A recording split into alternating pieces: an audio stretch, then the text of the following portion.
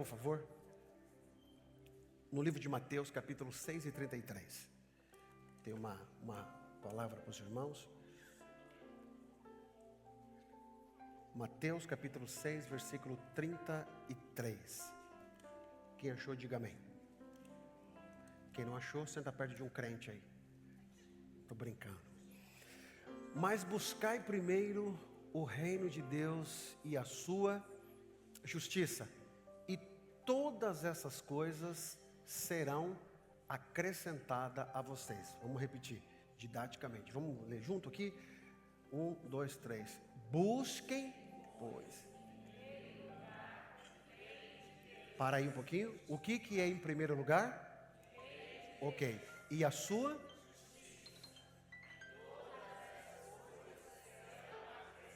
Muito bem. Amém. Que coisas são essas? É que a gente não vai navegar desde do versículo 25, 23, se não estou enganado. Ali Jesus está no Monte das Oliveiras e ele está falando ao povo sobre a preocupação humana, sobre as preocupações que são extremamente naturais. Preocupação no sentido, no que vestir, a preocupação no que comer. E no final, quando Jesus diz assim, não andeis ansiosos por isso, e no final ele vai dizendo para eles não procurarem isso, mas buscarem primeiramente o reino de Deus. E eu quero trazer uma reflexão essa noite para os irmãos sobre primeiro o reino de Deus. O que é o reino de Deus? A gente sempre fala, primeiro é o reino, vamos fazer para o reino, mas o que é o reino de Deus? Então quero que você saia daqui entendendo se você faz parte desse reino ou não. Então preste bem atenção, e já falo para os irmãos, tira toda a distração agora, desliga, a não ser que você for médico, socorrista, desliga o celular aí, ou tiver com alguma urgência, mas vira ele. Eu quero que você preste atenção, porque esse é um caminho que muitas vezes a gente está na igreja e a gente não entende. E eu já vou adiantar para você, não é o fato de eu estar na igreja, o fato de eu ser crente, o fato de eu tomar Santa Ceia, o fato de eu ser pastor, o fato de eu trabalhar na igreja, que eu faço parte do reino de Deus. Então por aí você já entende que o que é então fazer parte, o que é ser reino de Deus. Então vamos lá, Jesus ele traz essa identificação, né? Buscai primeiramente o reino de Deus. E o que seria nós buscarmos o reino de Deus? Buscar, ele implica em priorizar, em primeiro plano, perseguir com intensidade. Então o que Jesus está dizendo? Eu preciso buscar, eu preciso priorizar. Então reinado, reina em mim. Tem uma canção que fala, reina em mim. Então o que é reinar? Não é? Se eu tenho um reino, logo tenho o quê? Tenho um rei, né? Então o rei é o que reina sobre aquele povo lá. E aquele povo também tem uma outra palavra, que ele está sobre o domínio desse rei, né? Então são o reino e o reinado, são duas coisas diferentes, reino e reinado. O que é o reino de Deus? O reino é o governo de Deus sobre a nossa vida. Então o que é o reino? É o governo de Deus sobre a minha vida e a tua vida. Então quando a gente diz assim, eu quero viver o reino de Deus, será que eu estou vivendo o reino de Deus? E aí muitas pessoas, e às vezes muitas lideranças de forma até um pouco maliciosa, ele associa a igreja, os cultos, com o reino de Deus. Aí ele diz assim para você, você não está buscando o reino de Deus, você precisa buscar o reino de Deus. Aí você está trabalhando, aí ele fala para você, você tem que largar a mão desse serviço, você precisa buscar primeiro, o quê? O reino de Deus. E aí a gente não entende e a informação fica na nossa cabeça. Aí você fica com a consciência pesada, se de repente você está numa necessidade de trabalho, você precisa trabalhar, aí fica naquela luta, aquela coisa, mas aí eu não estou fazendo o reino de Deus. E eu quero que hoje, de vez, você entenda o que é o reino de Deus. E daqui a gente saia com um aprendizado dizendo e fazendo uma autoavaliação. Será que eu tenho vivido o reino de Deus? Será que o domínio de Deus está sobre a minha vida? E aqui eu já parto do princípio de que, se eu vivo o reino de Deus e a minha vida é o reinado, eu estou sob o domínio de um rei, logo não vivo mais eu. vamos partir desse princípio. Se eu tenho alguém, né, as crianças aqui, os de menores de idade, não os maiores de idade, quem manda na sua casa lá, Mateus? Seu pai e a sua mãe. Então vamos supor que o seu pai e a sua mãe é o rei e a rainha. Dentro da sua casa, o que impera ali? O que impera? O reinado. Reinado, domínios de quem? Do grande Éder. É o governo de Deus sobre a minha vida. Se o reino de Deus é o governo de Deus sobre a minha vida, logo não mando mais eu. É Deus quem manda em mim. Então a primeira coisa, você tem vivido o reino de Deus, como é que eu vou entender? Se Deus, Ele está dominando a minha vida. Então todo domínio, que eu faço o que eu quero, eu não estou afim de fazer isso. Logo, quem domina não é Deus, é você. E se é você que domina você, e não é Deus que domina você, logo você não faz parte do reino de Deus. Então olha só que como é sério isso, irmão. Então o reino de Deus não é um lugar, o reino de Deus não é um ambiente, o reino de Deus não é aqui. O reino de Deus é uma atitude de obediência ao rei que domina a minha vida. Então não adianta eu estar na igreja, não adianta eu vir para o culto e não ser obediente a Deus. Tem um texto na Bíblia assim, obedecei aos vossos pastores. Aí tem um outro texto que diz assim, ai dos pastores que fazem aquilo que não é o certo com a sua igreja. Ele diz assim, ai. Então há sobre mim um peso de justiça muito grande se eu agir com vocês levianamente. Mas do outro lado também é a mesma coisa. Só que eu tenho que ter o equilíbrio de Deus para não usar isso, igual muitos têm, para prender você num sentido assim, irmão. Cuidado, senão o Satanás vai te pegar. Cuidado, senão... Não, eu não tenho isso não. Eu acho que todo mundo é livre. Você faz o que quiser. A vida é sua. Agora, a partir do momento que você se reconhece, não, eu quero congregar nessa igreja ou qualquer outro lugar, você está sob a liderança de alguém. E se você está sob a liderança de alguém, você deve, no mínimo, respeito e obediência. Porque se eu não tenho esses princípios, eu não faço parte do reino de Deus, irmão. Porque o reino de Deus, nós vamos entender, o reino é um sistema de valores divinos. Nós vamos ver. Enquanto o mundo valoriza o ter, o reino valoriza o ser.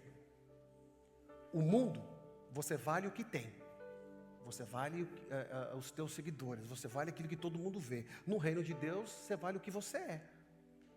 Se você é uma pessoa boa, se você foi mudada pelo Senhor, se você foi transformada pelo Espírito Santo. Esse é o valor do reino de Deus. Aí tem muitas pessoas que pensam, pelo fato de ela ter, ela se aproxima mais de Deus. Por isso não caia nessa ideia dizendo assim, não, eu estou lutando, estou ganhando meu dinheiro, estou fazendo isso... E você é uma pessoa extremamente egoísta, extremamente egocêntrica e extremamente arrogante. Logo, você não faz parte do reino de Deus. Então entendam que o reino de Deus, ele implica em a gente morrer para a gente mesmo. E aqui está a dificuldade de muitas pessoas, porque a gente vive num mundo onde ninguém quer baixar a cabeça para ninguém, irmão. Ninguém. As pessoas são altivas, as pessoas falam o que quer, a pessoa fala o que pensa. Aí vem Jesus e fala o contrário. Não, para você ser grande, você tem que ser pequeno. Você tem que lavar os pés daquele que está ali.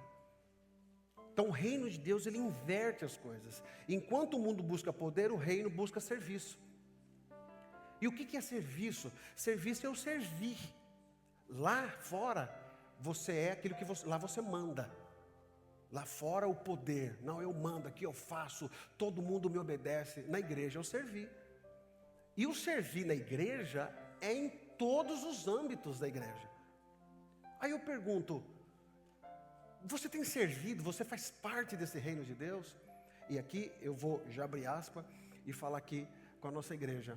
Irmão, pensa num pastor que é contra, presta atenção, um pastor que é contra vocês trabalharem bastante dentro da igreja e não tiverem mudando na tua vida pessoal. Exemplo, para mim festa é o de menos. Para mim o que importa é a tua mudança de vida. Então para mim, Pastor, tem um monte de gente fazendo, mas fazendo de qualquer jeito, não está tendo mudança, para mim não importa. Aqui na nossa igreja nós temos escola dominical, que a partir do ano que vem nós vamos mudar isso para todos vocês que trabalham. Você vai ter que assumir um compromisso, senão não vai dar certo mais para trabalhar. Escola dominical. Nós temos ensinos bíblicos aqui para os adolescentes e para os jovens.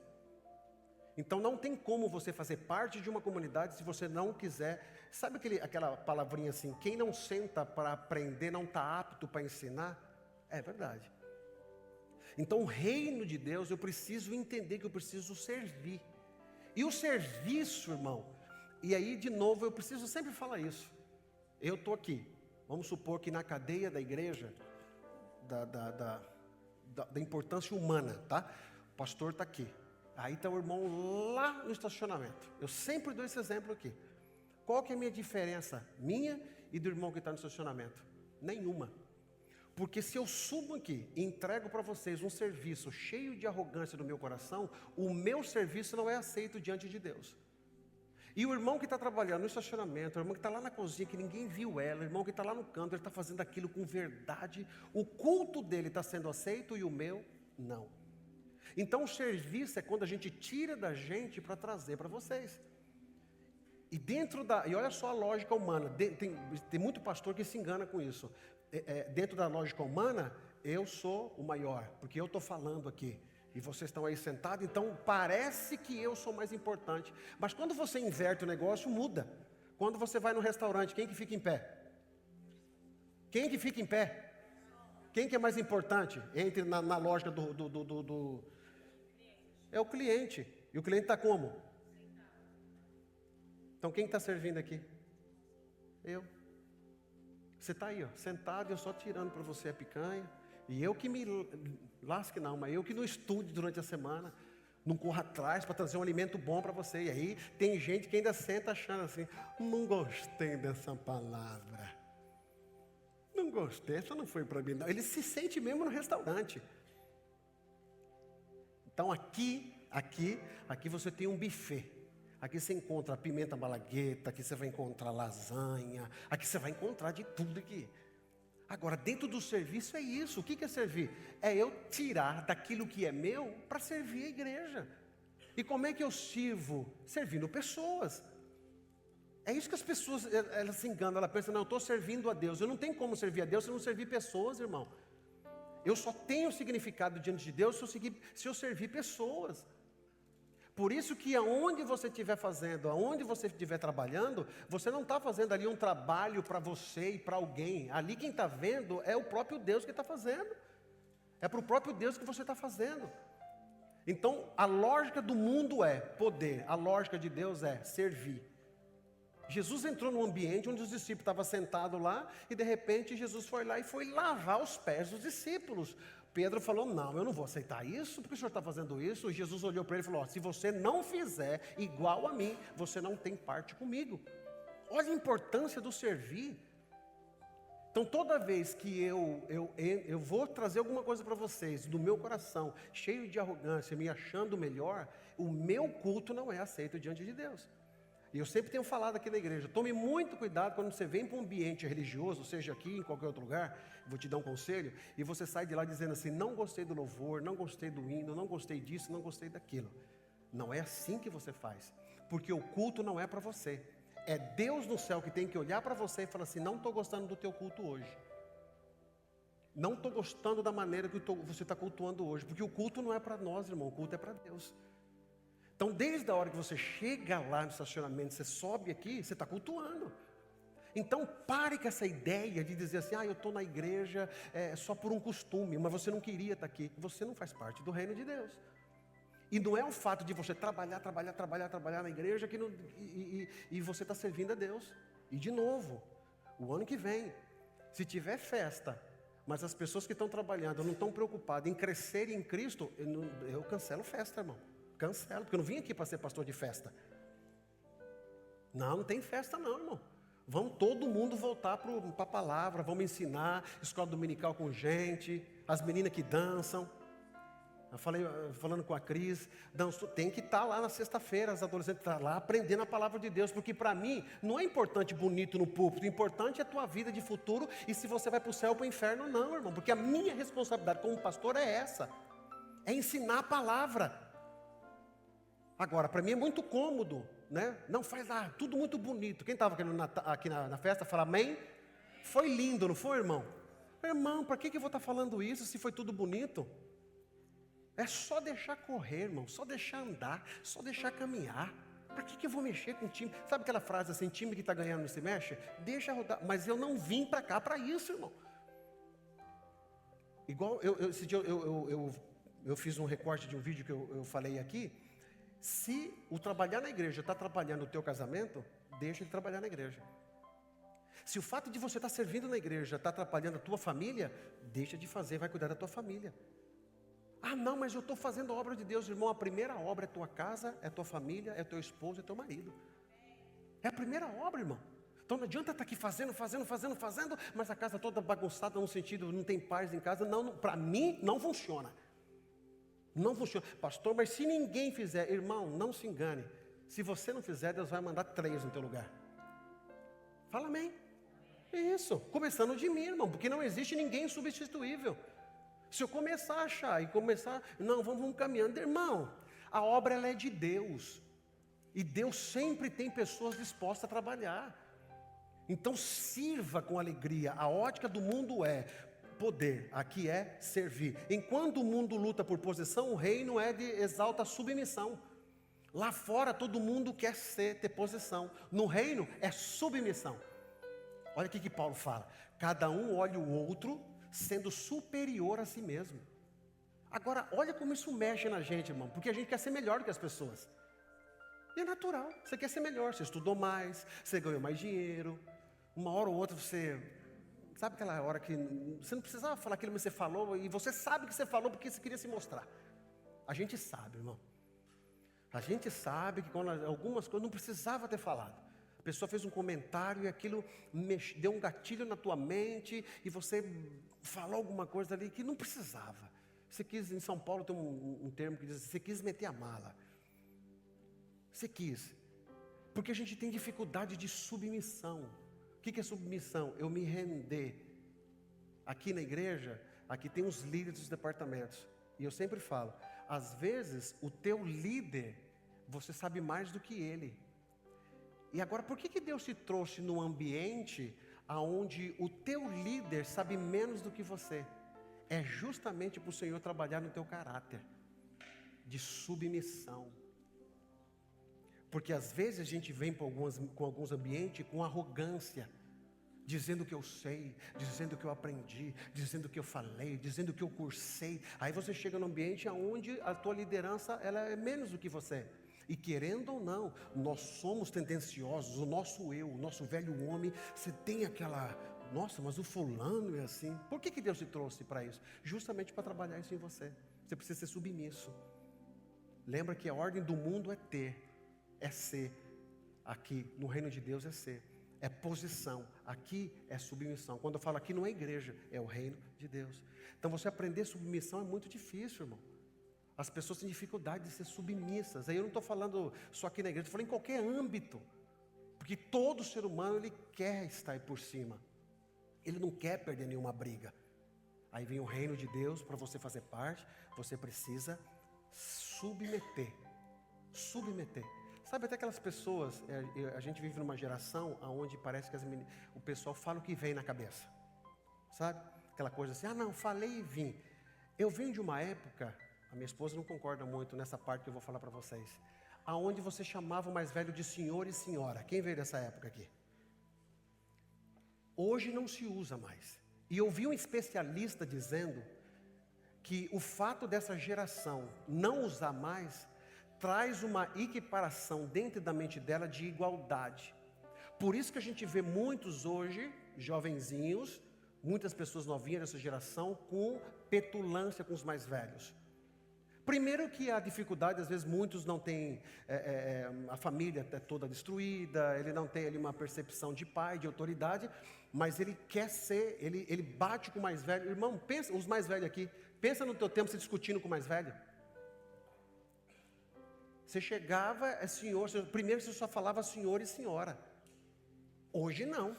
Aí que nós estamos numa geração, Deus o livre, dependendo às vezes de um adolescente, um jovem, alguém mais novo, você vai conversar, a pessoa quer te bater.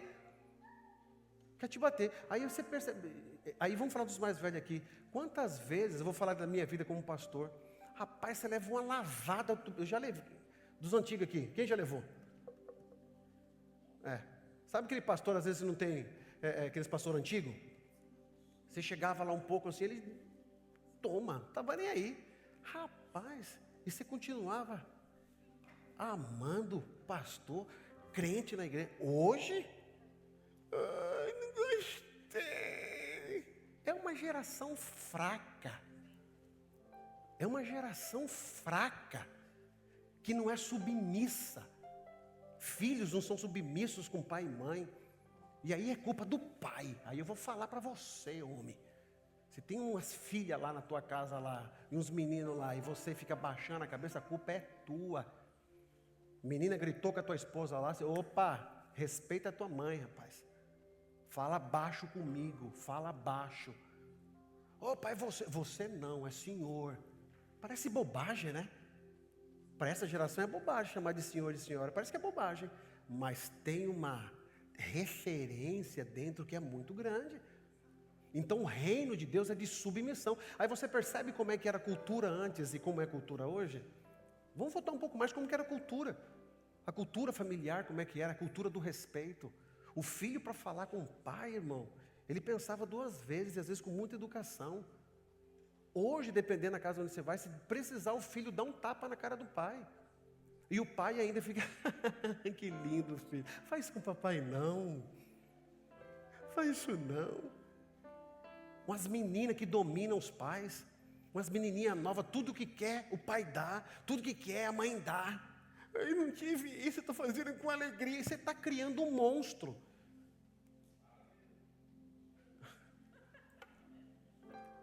Submissão. Reino de Deus, e aqui eu estou falando de uma submissão que não é só no âmbito espiritual, começa em casa. Como é que é a submissão dentro da tua casa? Sabe aquele adolescente lá que só quer retrucar o que você fala?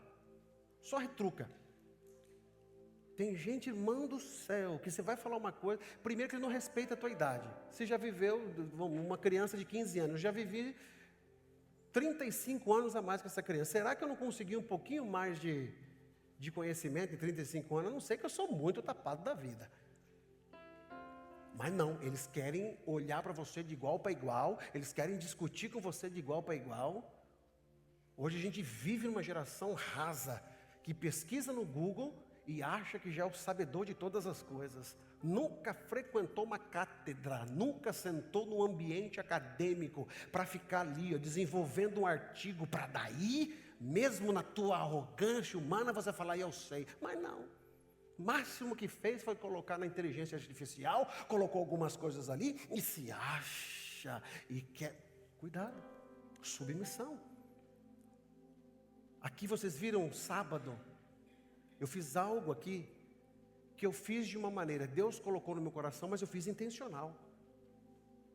Eu fiz intencional.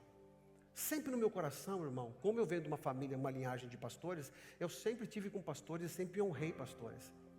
Sempre. Sempre. Tive todo tipo de pastor que passou por minha vida, que me formou. Todos. Mais sério, mais brincalhão, mais brabo. Tinha pastor que era muito brabo, não podia nem chegar perto dele. No meu tempo não podia assistir televisão. Ele pegava no meu pé. Era um pastor brabo. Mas pensa num pastor que eu amo até hoje. Hoje virou um amigo. Aí sábado a gente teve aqui. Quem estava aqui sábado? Fala eu. Você viu o que a gente fez aqui? Você sabe o que aquilo ali significa, irmão? Leva para a tua vida. Adolescentes, levem para vocês. Só tem um princípio de bênção se você tiver um princípio de honra. Leve isso para você. Honre o teu pai. Por isso que a Bíblia diz assim, honra o teu pai e a tua mãe. Olha a palavrinha que fala, honra. O que é honrar? É você reconhecer a história. Reconhecer a história. Eu estou aqui. Eu ouvi muita coisa, porque se eu falar, pode soar até mas eu entendo dentro do meu coração aqui, porque se eu estou vivendo esse momento aqui, outros passaram por aqui. E aí eu não vou ficar julgando o trabalho de seu ninguém, porque cada um vai dar conta naquele dia para o Senhor, amém? Cada um, mas eu preciso reconhecer que eu só estou há 2 anos e meio, ficaram 23 anos e meio para trás que alguém passou aqui. Como é que eu vou chegar aqui e falar, não, porque a partir de agora, para irmão, bobagem, princípio de honra. Levem isso para vocês. Eu fiz, assim que teve os 25 anos, o Espírito Santo já colocou no meu coração, mas eu fiz de uma forma intencional mesmo, para que vocês repliquem isso na vida de vocês, no grupo de vocês. Adolescentes, honra o líder de vocês. Você que tem a tua liderança, honre eles. Eu achei bonito um negócio que aconteceu aqui. Eu vou falar, cadê o Ezequiel? Ezequiel está ali, vou falar. Eu achei muito bonito esse princípio. Nós marcamos um ensaio aqui, nós estávamos chegando 4 horas aqui na Misael. 4 horas. E os meninos trabalham, irmão. Todo mundo trabalha aqui. E está todo mundo aqui que trabalha aqui comigo. Eu nunca liguei para você e falei assim, cadê você? Nunca, porque eu respeito você. O Ezequiel tinha o horário dele chegar aqui para o ensaio. E aquele dia aconteceu alguma coisa. Aconteceu alguma coisa que ele chegou atrasado. Pois o Ezequiel, eu percebi que ele estava incomodado com aquilo. Ele me chamou, eu e Misael, lá no meu escritório, falou, eu só quero pedir perdão para vocês aqui. Você como meu líder e o senhor como meu pastor. Eu vou fazer de tudo para não repetir isso. Irmão, por que eu estou fazendo isso? Porque a Bíblia fala que aquilo que é feito no secreto, Deus revela. Isso é um princípio de submissão. Aí ele é de igreja, o pai dele é pastor.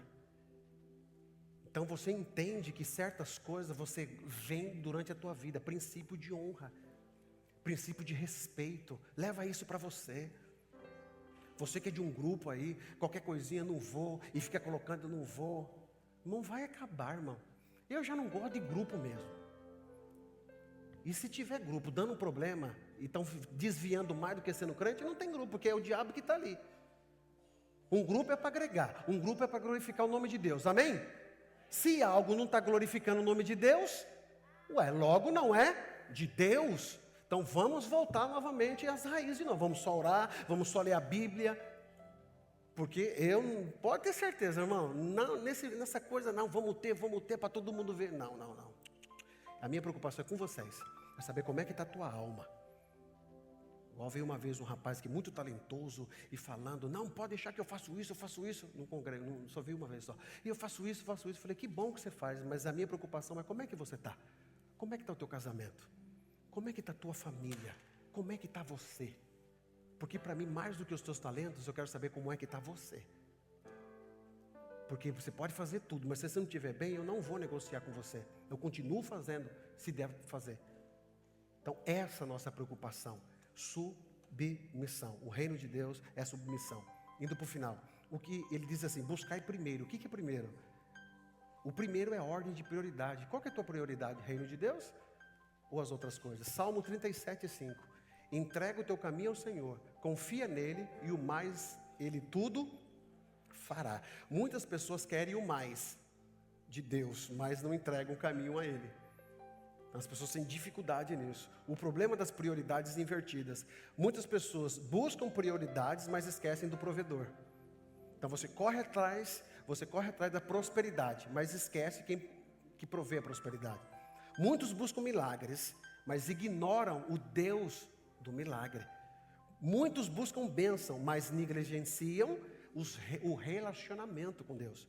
Então a pessoa não tem a prioridade o reino de Deus. A justiça, buscar primeiramente o reino de Deus e a sua justiça. O que é justiça? Justiça é obedecer os padrões divinos. Olha o que está escrito em Miqueias capítulo 6 e 8. Ele te declarou, ó homem, o que é bom, e que o Senhor pede de ti, que pratiques a justiça, ames a misericórdia e ande humildemente com o teu Deus. Então assim, a justiça é obedecer padrões divinos.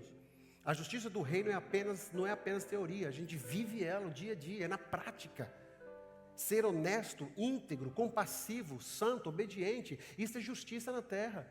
Como é que é a tua convivência? Reino de Deus é obedecer a palavra, é eu parecer com Jesus, e você é uma arrogância só. Desculpa, você não faz parte do reino de Deus, e não sou eu que estou dizendo, eu estou mostrando aqui para você. Eu só tenho como fazer parte do reino de Deus quando eu mato o meu eu. Não mais vivo eu, mas Cristo vive em mim. E eu obedeço o que Deus tem para a minha vida. Aí eu faço parte do reino de Deus. Uma pessoa honesta, uma pessoa íntegra, uma pessoa que quer o bem para todo mundo.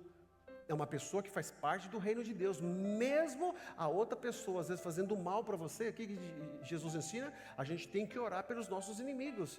Se logo eu quero me vingar e fazer aquela pessoa pagar 10 vezes mais do que ela fez comigo, logo eu não faço parte do reino de Deus. Uma vez, um episódio, uns pastores longe, lá no outro planeta, e aí um dia estava conversando com um pastor, estava no gabinete dele, um pastor muito grande, muito importante, e ele estava muito nervoso com outro pastor, uma disputa política interna, e ele disse assim: eu estou com ódio dele. E isso já faz muitos anos, eu nunca esqueci aquilo. Como é que um pastor que está pregando o amor tem ódio de outra pessoa? Eu tive que trabalhar aquilo na minha mente. E hoje eu entendo que não é porque é pastor que faz parte do reino de Deus, mas todo aquele que faz a vontade de Deus. A justiça é refletir o caráter de Cristo. Efésios capítulo 4, versículo 24. E vos revistais do novo homem, criado segundo Deus em verdadeira justiça e santidade. Se vestirem do novo homem, criado para ser semelhante a Deus. Como é que a gente se reviste do novo homem? Quando a gente recebe Jesus como Salvador, através do Espírito Santo de Deus. Lembra que nós estudamos aqui exaustivamente, nós falamos sobre os frutos, o fruto do Espírito, transformação de Jesus na nossa vida, no nosso caráter. Então eu sempre falo e sempre vou repetir: quer conhecer um crente? Olha o caráter dele, veja o caráter dessa pessoa. Veja o caráter, mesmo em cima de às vezes você é injustiçado, chega a hora que é o próprio Deus que vai te trazer justiça. Mesmo injustiçado. Esse dia eu estava conversando com um irmão lá do Brasil, e ele falando que ele sofreu uma injustiça muito grande. Ele trabalhava num ambiente e de repente ele tomava conta de um local, e o dono chegou lá e não tinha alguma coisa que estava ali. E chamaram ele e falou: tinha um negócio lá. Ele falou: não fui eu não. Não fui eu não que peguei. Ele falou: mas eu vou ter que mandar você embora. Você não pode ficar aqui. Você está falando aí, mas eu vou ter que mandar vocês embora. Ele disse para mim que ele aceitou, mas ele saiu dali chorando muito. Porque a injustiça dói, irmão. A injustiça dói. Mas ele poderia ter feito tantas outras coisas. Ele aceitou aquilo, a injustiça, que às vezes você tem que aceitar. Que nem é tudo também que você tem os seus direitos, não é tudo. Às vezes a injustiça, ela te inibe até mesmo de você buscar os teus direitos. Ele foi embora. Mas numa outra situação, depois de passar tudo isso, todo mundo sabendo, ele pegou e ele falou: não peguei. Descobriram. Foram na casa de alguém que estava lá trabalhando e acharam o que tinha sumido. Logo, o mesmo patrão chama ele, fala: me desculpa, tal. Depois de muito tempo, que ele já tinha chorado. Então a injustiça, ela vem na nossa vida. Agora, quando você tem o reino de Deus, você trabalha com a injustiça de uma maneira crendo que é Deus que faz justiça por você. Então para de querer buscar justiça com as próprias mãos. É Deus quem vai fazer justiça para você. Amém? E terminando. As demais coisas vos serão acrescentadas.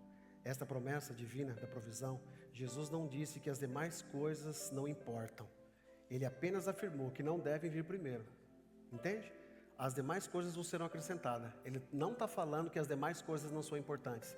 Apenas ele está dizendo: não permita que essas demais coisas sejam mais importantes do que o reino de Deus. Jesus garante, se buscarmos primeiro o reino de Deus, Ele cuidará do resto. Salmos 84:11. O Senhor não negará bem algum aos que andam em retidão. Olha ali. O Senhor Deus é sol e escudo. O Senhor concede favor e honra.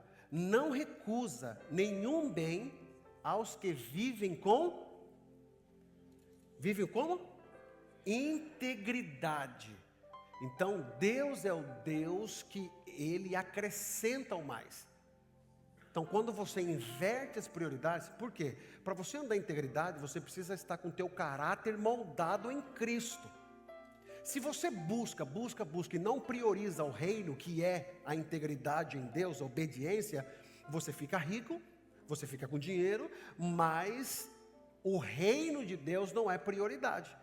Então Deus não dá opção assim, não tem problema, busca as outras coisas e depois vai, com sinceridade você busca o reino de Deus. Não, ele é taxativo. Buscai primeiro o reino de Deus e as demais coisas vos serão acrescentadas. Então você está vendo ali, quando você vive uma vida de integridade no reino de Deus, o Senhor concede favor e honra. É Ele quem faz isso. E Ele não recusa bem, Ele não deixa de abençoar aqueles que vivem em integridade. E o que é ser abençoado por Deus? Não é ter dinheiro no banco, não é ter uma casa muito grande, não. A bênção de Deus é ter a mão sobre a tua casa, sobre a tua família. É você ter a certeza que se hoje você for embora, você estará para sempre com o Senhor Jesus Cristo lá no céu. Amém? Então isso é você viver o reino de Deus. Então buscar viver o reino de Deus. As demais coisas vos serão acrescentadas. Provérbios 10 e 22. Põe ali para mim. Provérbios capítulo 10, versículo 22. A bênção do Senhor traz... Vamos ler junto? 1, 2, 3. A bênção...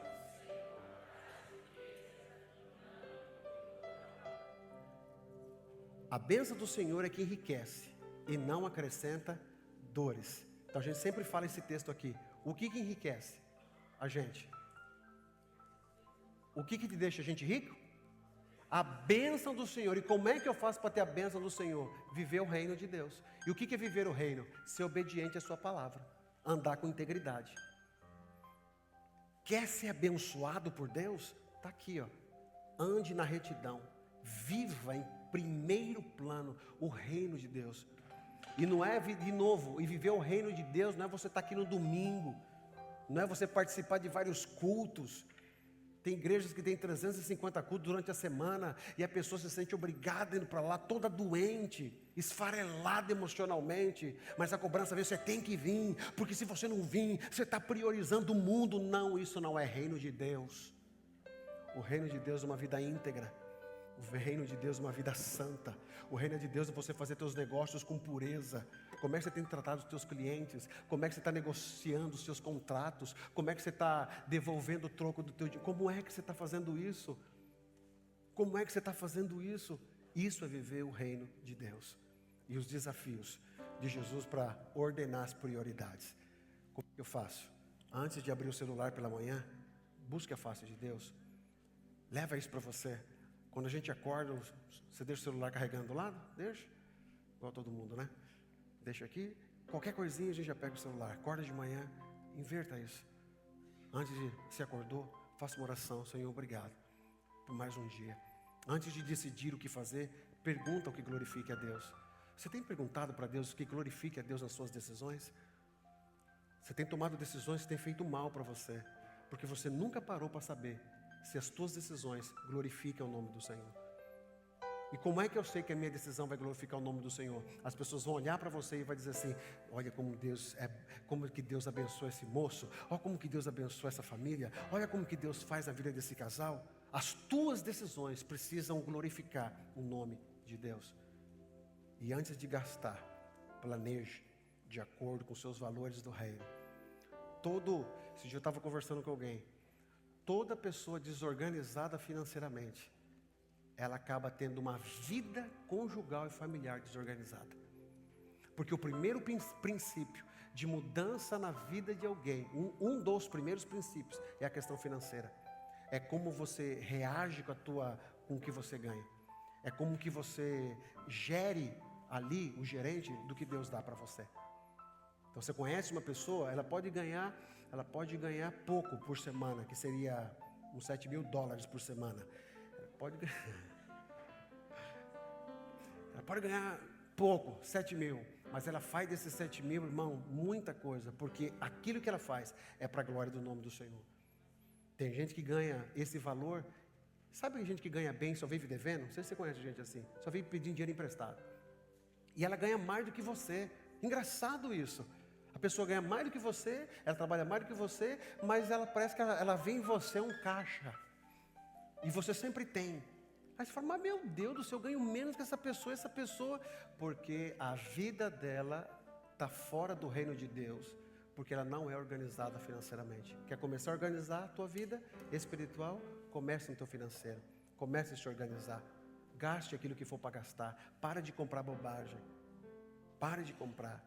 Você pode comprar? Compra, não pode? Não compra. Entendeu? Quer fazer? Faça, não pode fazer? Não faça. Se organize financeiramente. Quando você se organiza financeiramente, a tua casa muda de ambiente, irmão, porque o dinheiro mal organizado dentro de casa, parece que o Satanás mora lá. É uma brigaiada por tudo, a conta de luz atrasada, é um negócio, parece que o Satanás toma conta, e você percebe que é uma coisa espiritual. Agora, organiza tudo, tudo. Esse dia o Danilo mandou um vídeo, não sei aonde, falando do aluguel. Dia 1º é aluguel de novo, dia 1º é aluguel de novo. Meu Deus, mas já é dia 1º de novo, tem que pagar aluguel de novo. Irmão, todo dia 1º tem aluguel, sim ou não? Mas que bom que você tem para pagar. Tem para pagar porque você se organizou durante a semana. Você ia até comprar uma roupa nova. Você foi até em outro lugar lá, o morto era maior que você, mas você comprou, passou bonitinho. E está tudo bem, irmão. Porque o dia que você puder, você vai lá e compra do novo. Se organiza financeiramente. Resultado, e para terminar, a paz interior. Quem busca o reino de Deus tem paz interior. O que é paz interior? Não vive dominado pela ansiedade. Quem tem o reino de Deus, ele busca a direção espiritual, sabe discernir as prioridades. Quem tem o reino de Deus, ele tem a provisão divina. Deus abre porta no tempo certo. E quem tem o reino de Deus, a frutificação espiritual. Tudo que faz prospera, porque está alinhado com o propósito. E eu termino, Salmo capítulo 1, versículo 1. Põe aí Salmo 1, por favor. Bem-aventurado aquele que não anda segundo o conselho dos ímpios, e não se detém no caminho dos pecadores, nem se assenta na roda dos escarnecedores. Antes tem o seu prazer na lei do Senhor, e na sua lei medita de dia e de noite. Pelo fato dele ter prazer na lei do Senhor, no reino de Deus, olha o que acontece. Próximo. E como árvore plantada junto ao ribeiro, dá fruto no tempo certo, e as suas folhas não caem, e tudo quanto ele faz, prospera. Agora entenda aqui, prosperar não é enriquecer, prosperar é ter uma vida digna, prosperar é ter uma vida ilibada, prosperar as pessoas olharem para você e ver a bênção de Deus. Você pode estar no teu carrinho caindo, mas você é abençoado por Deus. Você pode não comer no Texas, mas você vai no McDonald's, feliz da vida. Amém? Que a prosperidade de Deus alcance você, e que você busque o reino de Deus, que essa aqui não tem para onde você errar. Quer ser feliz? Quer ser próspero? Busque primeiramente o reino de Deus, e as demais coisas, faz assim com a mão, por favor. E as demais coisas já estão sendo acrescentadas na tua vida, na tua casa e na tua família. Amém? Deus abençoe. Olha só um pouquinho por irmão que está ao seu lado aí. Fala, se prepare, viu? Depois disso, você não vai ter lugar onde colocar tanta coisa que Deus vai fazer. Fala para ele. Glória a Deus. 1 Coríntios, primeira carta de Paulo aos Coríntios, capítulo 11.